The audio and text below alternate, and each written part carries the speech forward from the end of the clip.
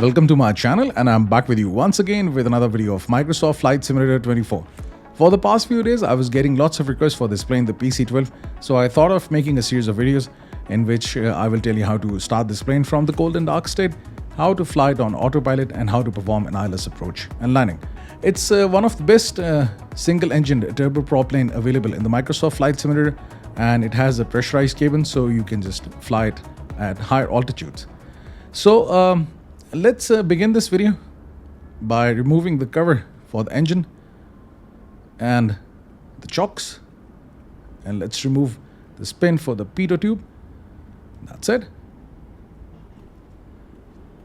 You will really enjoy flying it. The controls are slightly different if you're used to the Cessna 172. Obviously, this plane is slightly different, and plus the FMS is also different, but you will get used to it.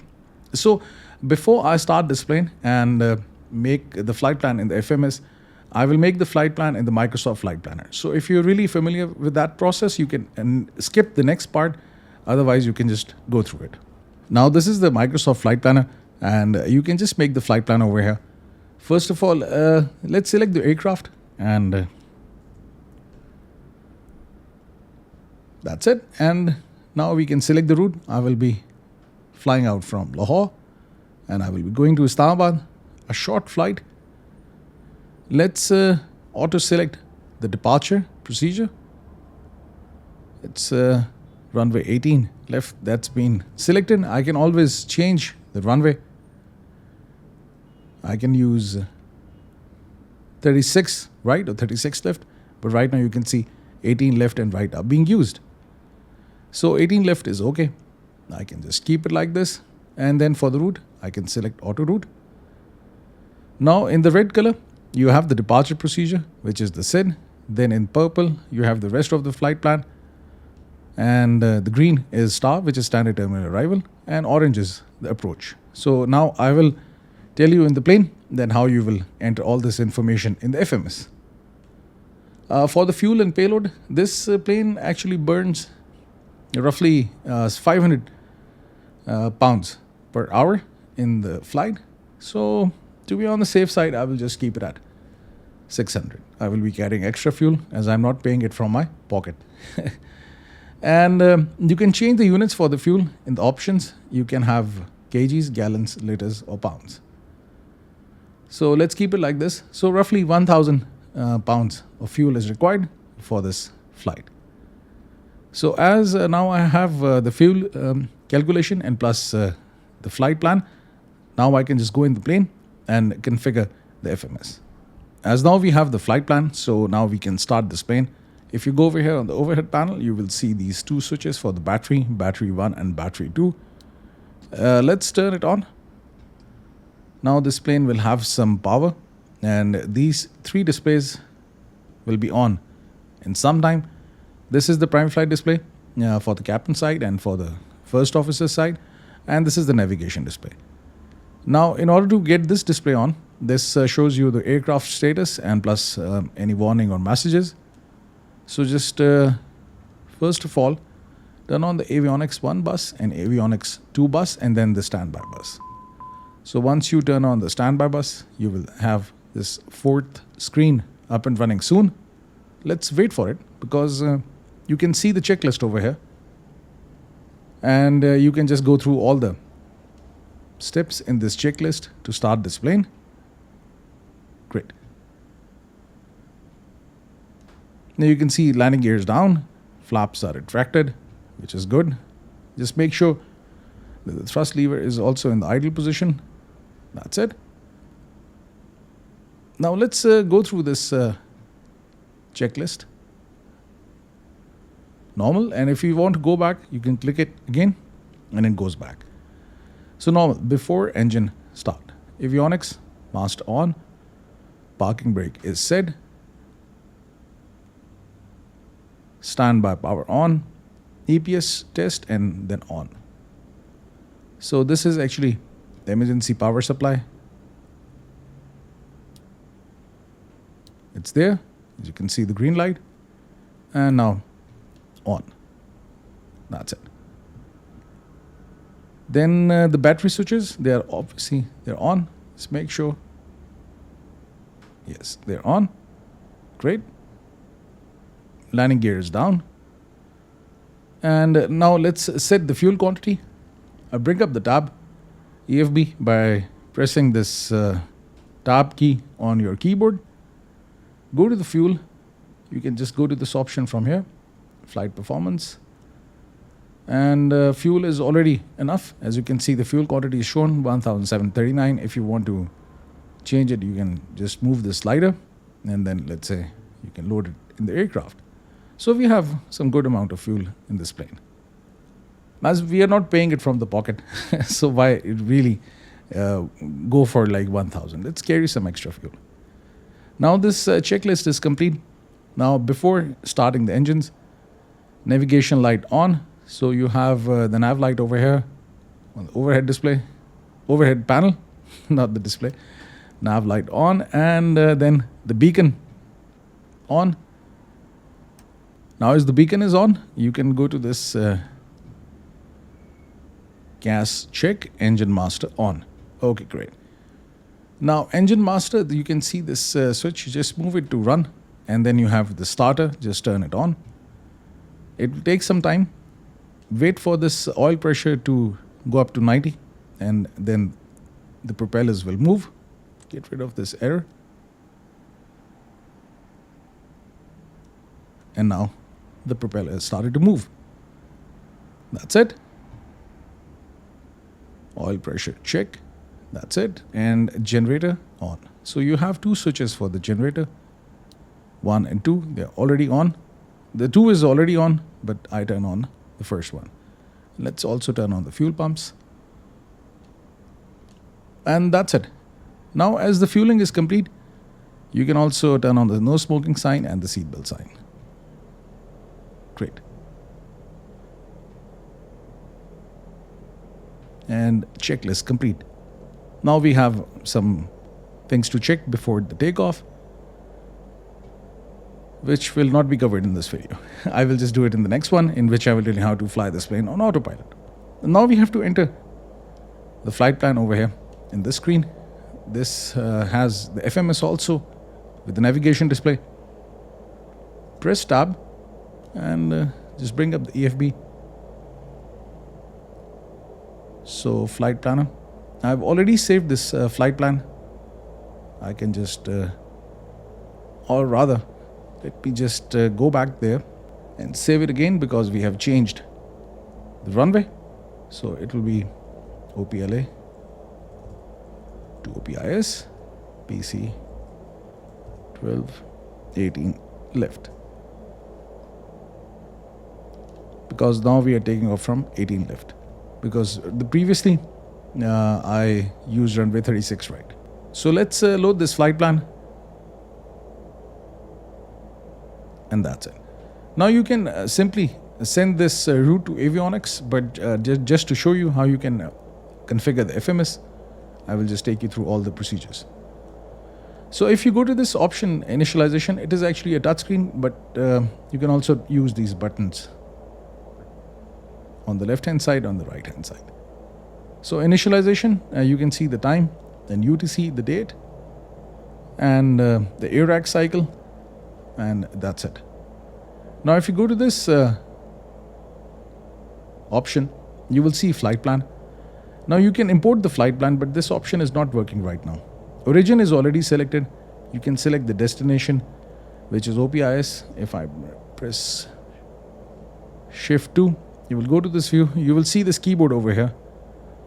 So just enter OPIS.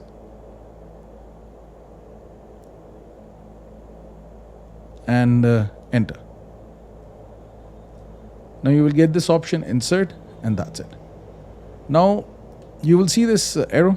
Just bring your cursor over here, hold it with your left mouse key or button, and then you can just move your mouse up and down to zoom in and zoom out. So now you have the departure and the arrival. I can activate it, or I can further change this flight plan over here. So after OPLA, or before this, before entering any waypoint, because we have two waypoints, Akbar and Indak, Let's select the departure. So bring your cursor over here in OPLA, click it, and you will see departure and arrival. Let's select departure, and departure is 18 left. Let's select it, and you can see AKBE1E. This is the SID. Now insert it. Now the SID is there. Great. Now just bring your mouse over here, hold it with the left mouse button, and then you can just like scroll up and down. So now Akbar is there. This point, you have to enter index. So for index, just click Akbar because you want to insert after this, and you can just like select amend. And now after Akbar, you have to go to index. Now you can also use your own keyboard instead of using that screen. You can use it by clicking this option and then click over here again. The color will change from cyan to magenta, and over here you can type index. Now press enter, and that's it. Now the index is there, and after index there is a discontinuity. I will delete it afterwards and activate. Now this flight plan is active, and after index you can see there is a discontinuity. Let's also select the arrival. Select OPIS, and for the arrival it's 28 left. I will select 28 left, and as I will be performing an ILS approach and landing, so that's why I will select ILS Y28 left. And the arrival procedure or the star is Indy 1A. Let's select Indy 1A, and after index there is ISDOR, and that's it. Let's insert, and now you can see this whole flight plan is here, and I can activate it.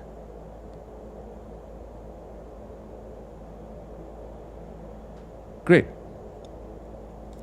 Let's see if there is any discontinuity. Yeah.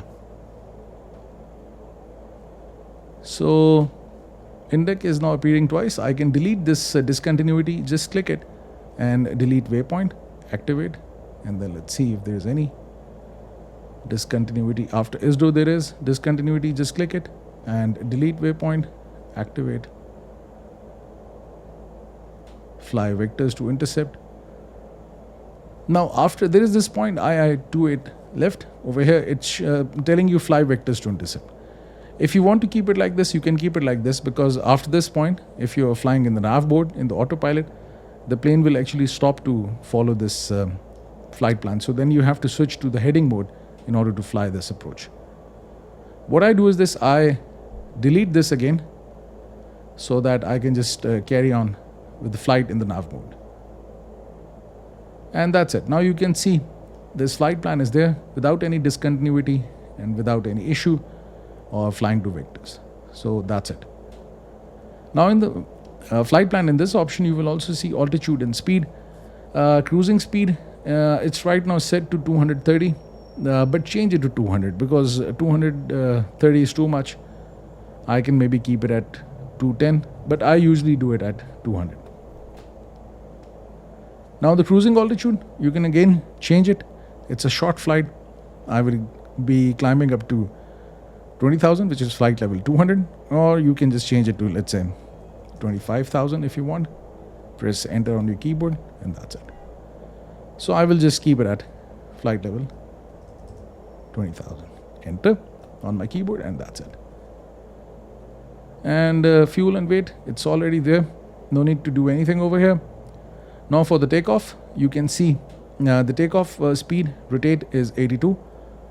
And 140 knots, it is the speed at which the plane will climb to this given altitude. Transition altitude for Lahore, let's enter this. Let's click this option. For OPL, get the charts. And for the departures, 18 left. And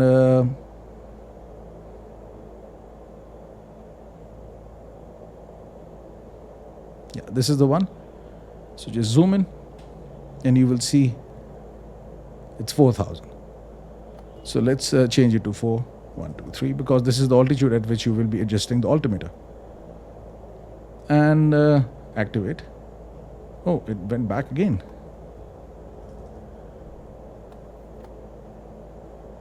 That's it. Any change in the flight plan? No, it's okay. So transition altitude is also set, and for the descent. Now this is basically for your descent. You can again let me just show you one more thing. For the departure, you can again select the SED from here. So instead of doing it from here, you can also do it from here. And now these are your speeds for the landing, and transition level will also be changed for Islamabad International Airport. It's 15,000.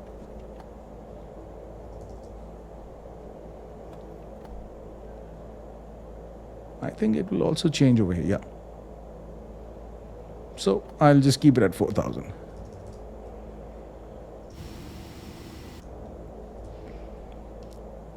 Activate. That's it. Once I'm near Islamabad, then I will also change it to 15,000. That's it. So configuring this FMS for the flight is a bit simple, but if you know how to enter the flight plan, you can easily do it.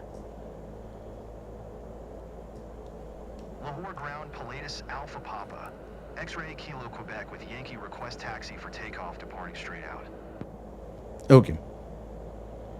Now getting the clearance for the takeoff, I can just change the frequency because I will not be doing this flight with ATC.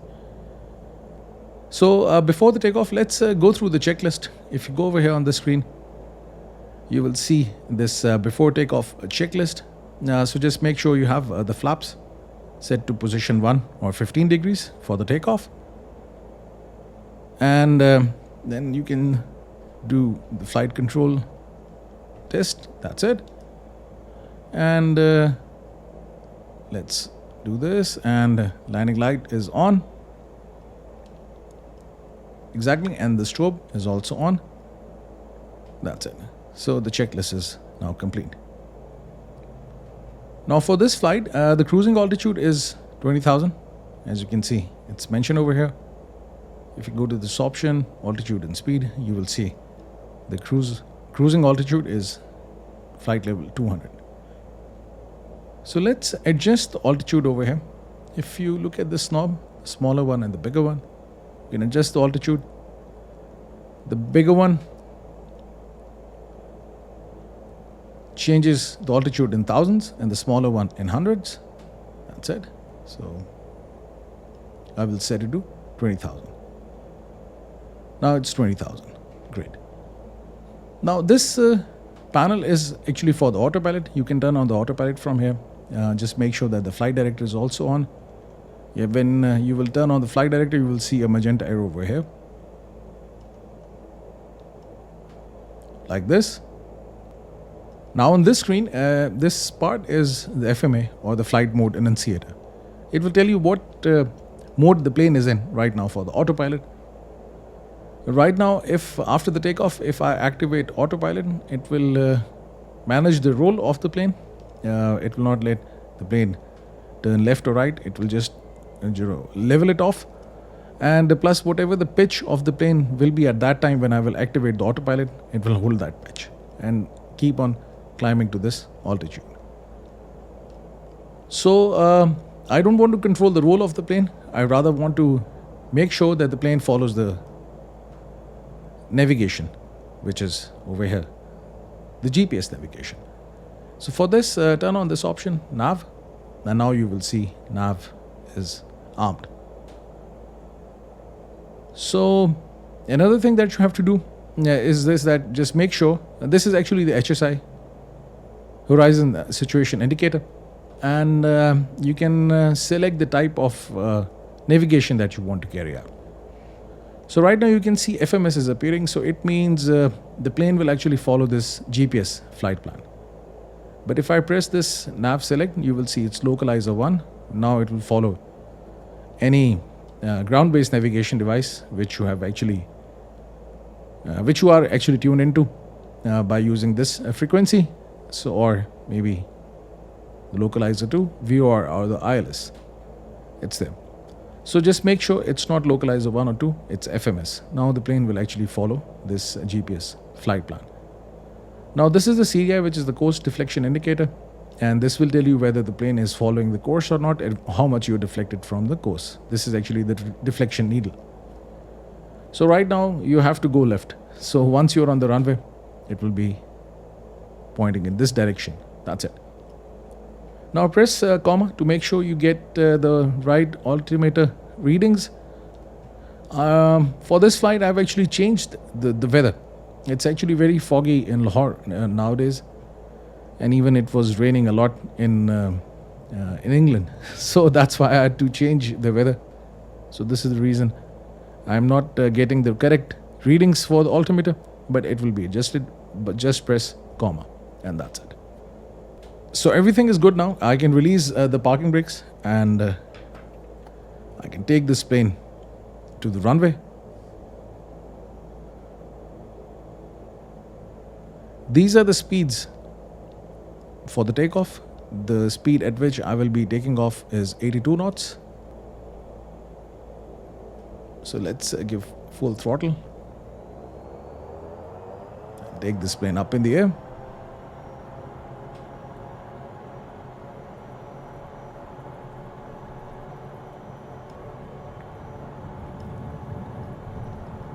So 82 knots, I can rotate.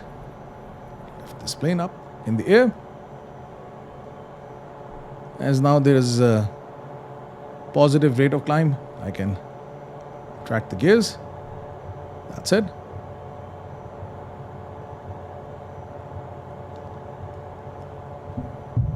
And now I can also track the flaps.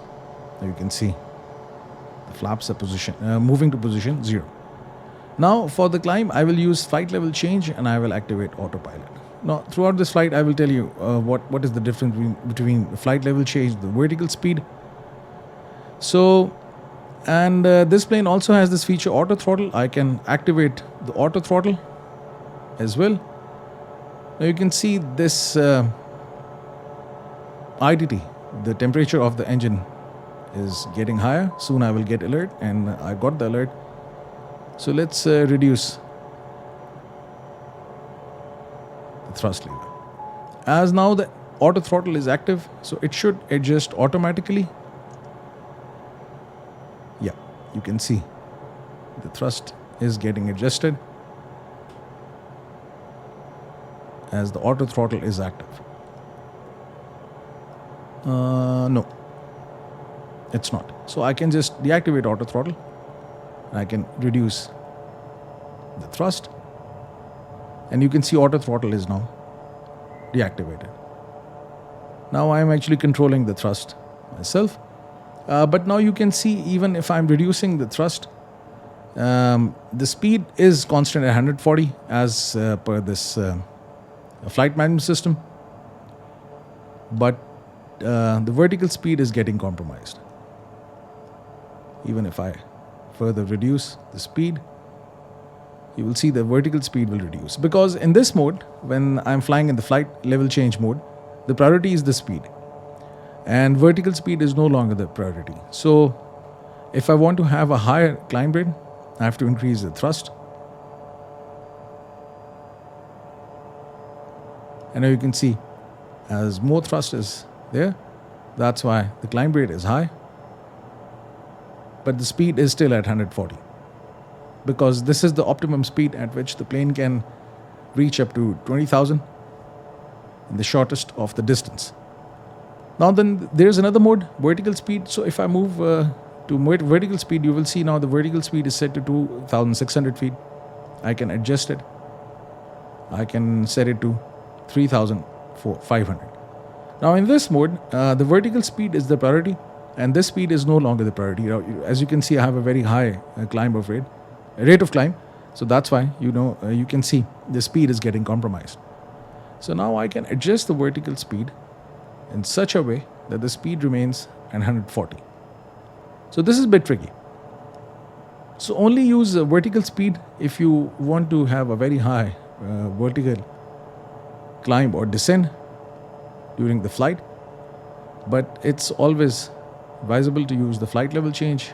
The plane will automatically adjust it. But since the thrust is in my control, so that's why I can just change the vertical speed as I want. But if you want the autopilot to do this, we have this option of auto throttle. Just activate this auto throttle. And now the autopilot will actually adjust the thrust lever in such a way that the speed remains at 140 and you have the best climb rate. So that you can just reach up to this point, which is the top of climb. Now you have this also control over here. I'll just show it to you. This is FMS and manual. So right now, whatever the speeds are given over here in the FMS, the plane is actually following that. But if I move it to manual, now the thrust lever will be controlled by the autopilot, but I can adjust the speed. So let's say if I want to climb at 120 knots. So now I'm adjusting the speed. As you can see, the speed is over here. And now the plane will keep on climbing at this speed.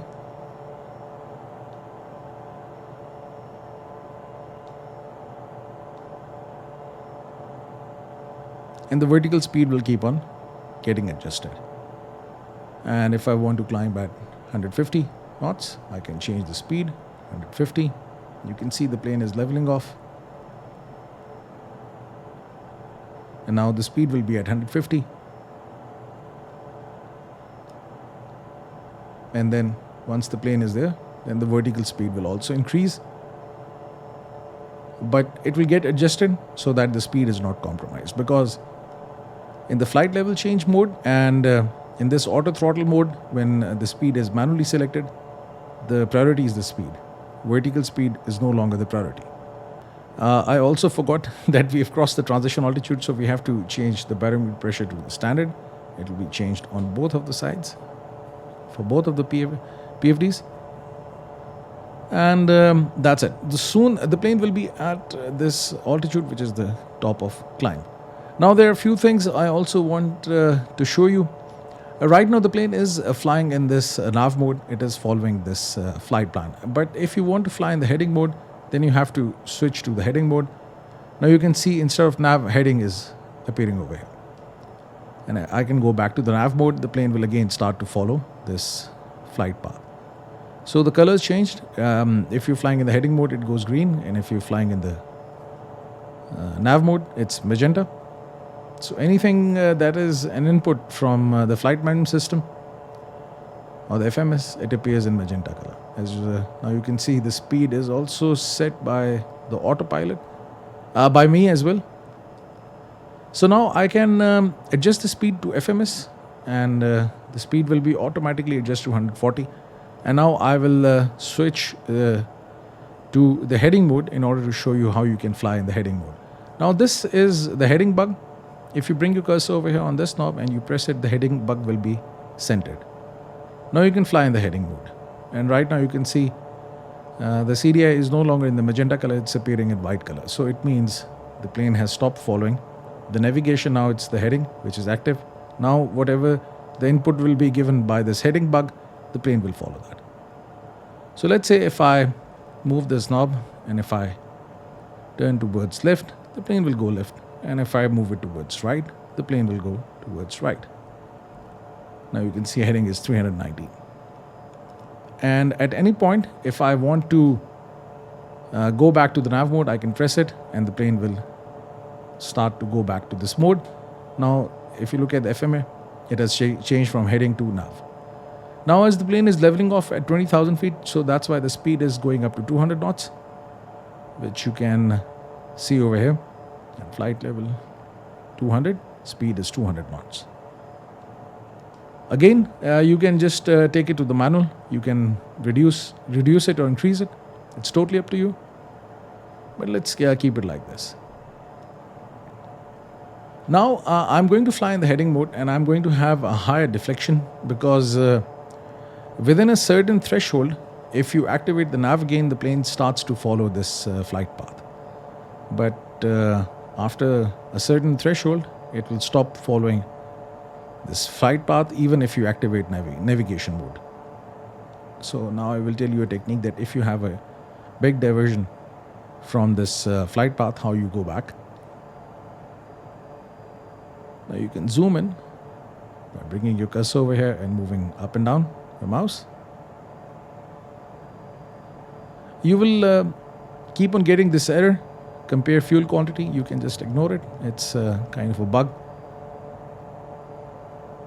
That's it. Now let's try going back to this nav mode. Now you can see heading is active. The plane is following this heading.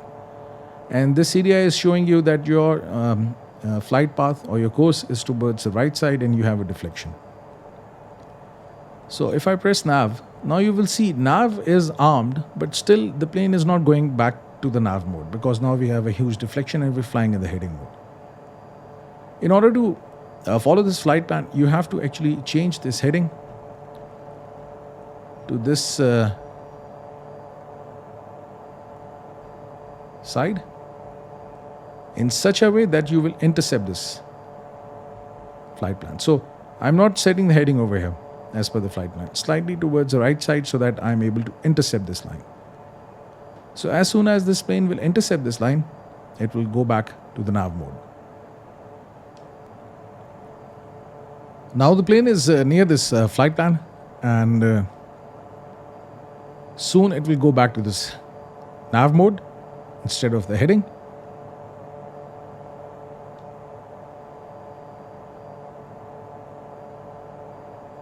And that's it. Now the plane will start to follow the flight plan. So these were the modes I just wanted to show you in this autopilot. Then there are many other things that you can do, but these are the basic controls for the autopilot so that you can just carry out a successful flight with this plane. So I also had to go through this checklist after takeoff. So everything is good now. Landing gear is up, yaw damper is on. Actually, you will see YD appearing over here. So this is yaw damper. So this is active. So inert SEP, flaps up, landing and taxi lights off. We had to turn off these lights. So that's it. And wing light will. But the nav and the beacon and the strobe will be active throughout this flight. That's it. And checklist is complete. And now before landing, and you have certain things to check. Soon I will be near the top of descent. Press shift 2 and you will see this top of descent is near. So I will now configure this plane for the descent. First of all, press tab and bring the EFB so that I can just consult the charts. So let's get the charts for Islamabad International Airport. Now you're seeing this option, activate vectors. Just ignore it. Don't press this because then the whole flight plan will disappear and the plane will straight away go to this approach. So don't do this if you see this activate vectors in your flight. So the runway is 28 left, so I can select approach and 28 left. And as I'm going for the ILS approach, that's why I will just bring up this chart. Now, first of all, let's look at the altitude at which I will be intercepting this glide slope. So this is 3,700. So I will adjust the altitude over here to 3,700, but I will not start the descent right now. So let's move the larger dial to set it to 3,000, the smaller one to change it in hundreds, 3,700. Now, whenever you do this, you will see the speed has started to increase. This happens in this plane. It will go up to 210. Yes. Or even I think 15. So this is, I think, kind of a bug in this plane. If this thing happens, just go to this option over here and instead of FMS, select man or manual and just reduce the speed if you can adjust it yourself. Right now the speed is appearing in Mach because the plane is above 20,000. But I think as soon as it's below 20,000, then the speed will change from Mach. Okay, so the altitude is 3,700 to which I will be descending. Now let's look at the ILS frequency. It's 108.1, which is there. If this frequency is not here, then you can just click this option, nav1, and then you can change the frequency over here. You see these two knobs. The larger one changes the number before the decimal and the smaller one after the decimal. So it's 108.1. So I can just change it 108.1. And then I can press this option again. It's a touch screen, so you can do it. And this will be the active frequency. If I just show it to you over here, this is how you do it. So now 103.9 is the active, and now 108.10 is active. So for both of the navs, nav 1 and nav 2, I have the ILS frequency. Now, in order to show this information of this frequency over here, of this nav 8, if you press this button, you will see, initially you will see FMS, and then you will see localizer 1. Now, as soon as you're near this airport, the Islamabad International Airport, you will also start to see the ILS frequencies information over here in this part of the PFD. That's it. So this is the altitude at which I will be intercepting the glide slope, and you have to set the minimums. So let's set the minimums to 1950, although I can set it to 112 RA. There are basically two ways to adjust the altimeter, because you have to get the correct readings for the altitude. So either you go for barometric pressure or you go for the radio. In radio, the plane sends radio signals to the ground and you get the distance. It is actually decision height at which you decide whether the plane is aligned with the runway or not, or it's following the glide slope or not. So this is the glide slope, and if the plane is not aligned with the runway or it is not following the glide slope properly, so at this decision height or decision altitude, you can just call it a missed approach, go around, and you can just come back and land again. So that's why you have to adjust this altitude. So for category 3 and 2, it's set in terms of radio, RA, but for category 1, it's 1950 as per the barometric pressure. So to be on the safe side for this flight, I will use 1950 in terms of baro, which is actually 200 feet above the runway. As you can see, the runway is 1740. So it's roughly 200 feet above the runway. Now I will see if I'm aligned with the runway, then I will proceed. Otherwise, I will just cancel it. In order to adjust it, you will see this option over here, minimums. Just move this knob and you will start to see this baro over here. This is the altitude. So let's set it to 1950. If you move the mouse wheel a bit fast, it changes quickly. Let's go slowly. 1790, 1950. And that's it. But you can always change it to radio. If I press this option, I can, like in radio or in baro, you can change it. So now it's set in baro. To be on the safe side, I've selected it. Even if you want to have a safer altitude, you can go for 2180. This is actually the level of accuracy for the ILS. So category 3 is the most precise, and localized DME is the least precise ILS approach. So this is totally dependent on the equipment in the plane. So if your plane is capable of carrying a category 3, then you can just carry out a category 3 approach. That's it. So I can just get rid of it. Now let's wait for this top of descent. As soon as I'm near this point, I will activate this option VNav. This is basically vertical navigation. Then the plane will actually automatically start to follow this vertical path. The vertical deviation will also appear over here. You can also descend based on these two options, flight level change or vertical speed. But it's good to descend with VNav, because then your vertical speed is adjusted as per the flight plan. Now you can see the plane is near the top of descent. So I can activate VNav. And let's see if the descent starts.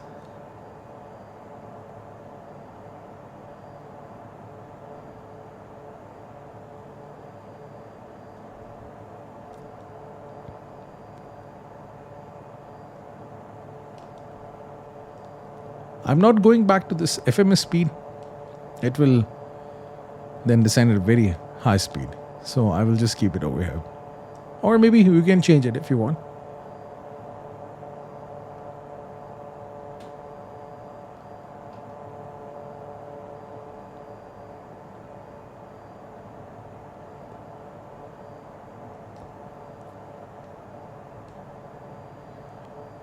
Right now you can see this altitude is active, so the plane is following this altitude of 20,000, and the VNAV is armed. And you can see this vertical deviation has also started to appear over here. So it will tell you whether you are deviated from the vertical path or not. You can see this pointer is moving in the middle. As soon as it's here, the plane will start. And now you can see the color has changed. It is now in magenta because it is as per the flight management system. Then whatever the altitude constraints are over here, the plane will actually follow it. As you can see, these are given over here. Over here it says flight level 60. So at ISDO, the line is below, which means the plane should be at 6,000 plus, 5,000 plus, and it should be at 3,700 as the line is above and below. So now the plane has started to follow this vertical path. If I change the speed to FMS, you can see it will descend at a very high speed. So you can just keep it like this.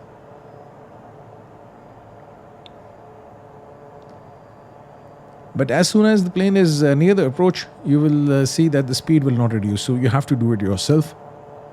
Otherwise, speed is not controlled. I have done 2 or 3 flights with it. Not enough time for me to basically experiment different things. But when I was trying, actually, the speed was not reducing. Because it should go up to this speed.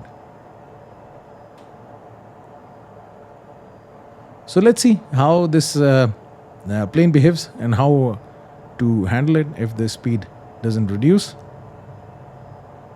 But right now 220 is okay because at ISDO the speed should not be more than 220 knots. Transition altitude is 12,000, so I can also change the transition level to 12,000.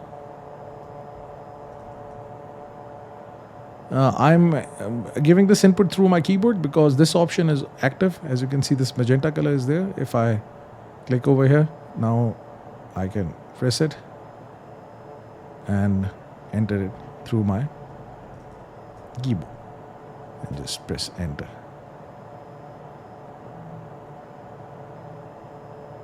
No need to activate vectors. The plane will straight away go to this approach, but let's keep it like this. Now as the plane is below 12,000 feet, I can change the barometric pressure from the standard to the given one, press comma. It will get adjusted, but as I've set the weather in this simulator, so that's why it's not changing. Otherwise it should change if you press comma on your keyboard to get the correct barometric pressure. So right now the speed is set to 220 knots as at this point. ISDO, the plane should be at 220 knots, which is good. And at this point, IBBA, this is actually D6, distance to runway is 6 nautical miles. This is distance to runway is 4 nautical miles. So the plane will eventually go to 3,700. Right now, it's descending. And you can see there is no vertical deviation. This vertical deviation indicator is in the middle. So it means the plane is following this vertical deviation. So we have now the localizer information over here, which is 22 nautical miles away. So it's good. In order to follow this localizer, you have to change this mode. Right now, the navigation mode is GPS. We have to switch it to the localizer or the viewer. So I will just press this button as soon as the plane is aligned with the runway. You can see the speed is increasing, so we don't want this. Let's reduce the speed. I will keep it at 180 knots. Because, this is not logical. That at this point 220 knots and then after this point 230 knots. So you can see right now the FMS speed is really high over here. I think it has also changed over here. No, it is at 200 knots, so it should not go over there. So this is another one of the issues, the bugs in the FMS. So this is what I want to identify to you. Now in auto throttle, if you keep your speed over here, you will see there is a lot of fluctuation in the speed. It will just keep on going up and down, up and down, up and down. It doesn't happen once you are climbing, but during the descent, this thing happens. So you can deactivate the auto throttle and then you can adjust the throttle yourself in order to control the speed. So it's not advisable to go with the auto throttle during the descent. So I will turn on the auto throttle once I am over here at the final approach fix, which is 6 nautical miles before the runway. You will see the distance is showing. So right now, as the plane is aligned with the runway, we don't want this nav mode anymore. I will be going in the heading mode because and just adjust the heading bug, bring it in the center. I forgot to do that. That's why plane started going towards the right side. Just press this button and the heading bug will be adjusted in the middle. Now you will see some deviation from the flight plan, but this is the FMS. So let's change the nav mode to localizer, and now it's there. I can just turn left, bring this needle, the deflection needle in the middle, 9.9 nautical miles away. Over here you can also do another trick. You can activate approach. So instead of adjusting the heading and bring this needle in the middle, you can see heading is 273. I'm trying to intercept this line, and then I can just go back again, 278, sorry, like this. I can activate approach. So once I will activate approach, the plane will be locked with the localizer. It will do the lateral alignment, and plus it will also start to follow the glide slope. Now you can see this glide slope indicator is over here. So this is your vertical path as per the FMS, and this is the glide slope indicator. So now you can see it's active. The glide slope is over here. It's active now, and the plane is following it. Now I can further reduce the speed. This is the speed. It's showing 15, which means I can extend the flaps below the speed. Now the flaps set to position 1 or 15 degrees. So don't forget to move to this nav mode localizer 1 in order to follow this approach. Now you can see this is the runway 28 left. I can further reduce the speed. Now the plane is following the glide slope.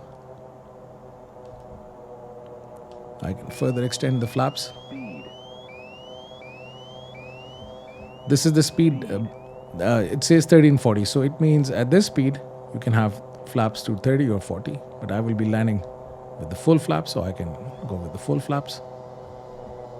Runway is now 4.7 nautical miles away. I can also lower the gears.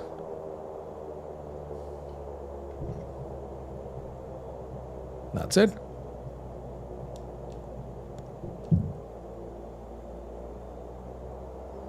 Can I activate auto throttle right now? FMS, if I go to, let's say if I go over here, and let me just adjust it to 85 knots and auto throttle active.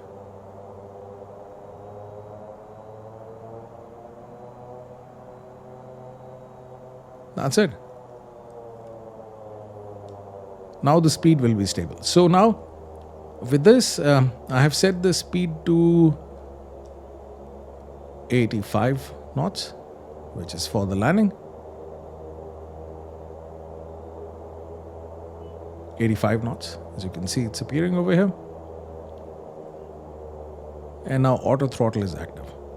So I will just keep the auto throttle over here, and at any point if I deactivate the autopilot, the auto throttle will not be disconnected. So auto throttle will remain here. So even if I want to do the maneuvering for the landing without the autopilot, I can do it, and I don't have to worry about this throttle. It will be adjusted automatically.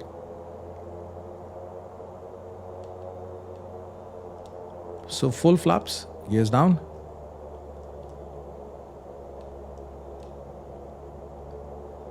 And the plane is following the glide slope.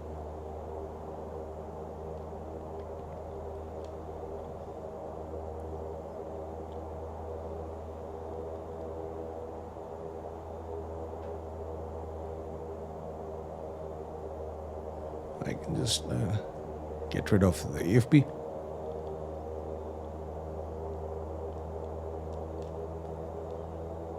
So let's deactivate the autopilot. Now you can see the auto throttle is still active. This plane also has the reverse thrust. You can see for the throttle. I have the TCA thrust master quadrant. I'm using the default settings for the Airbus A320. So if you also have that controller, you can activate the reverse thrust once the plane lands.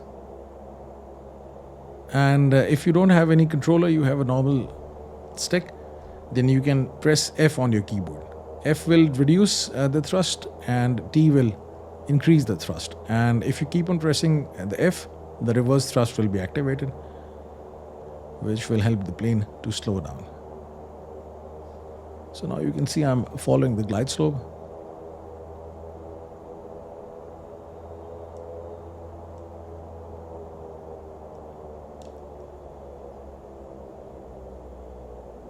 There are no PAPI lights right now for this runway in this simulator. Now you can see auto throttle is automatically deactivated, and I can now activate the reverse thrust, and that's it. And now you can see the speed is reducing a lot because of the reverse thrust, and now I can deactivate the reverse thrust and press brakes to slow down, retract the flaps, and that's it. So this is how you perform the ILS approach and landing with this plane. I hope I have been able to show you all of the procedures. Now don't forget to watch the first two videos if you want to know how to start this plane from the cold and dark state and how to fly it on autopilot. If you have any questions, you can ask me in the comment section, or if you want to add anything to this video, the comment section is there for you. Thank you very much for watching and have a nice day. Hope to see you soon.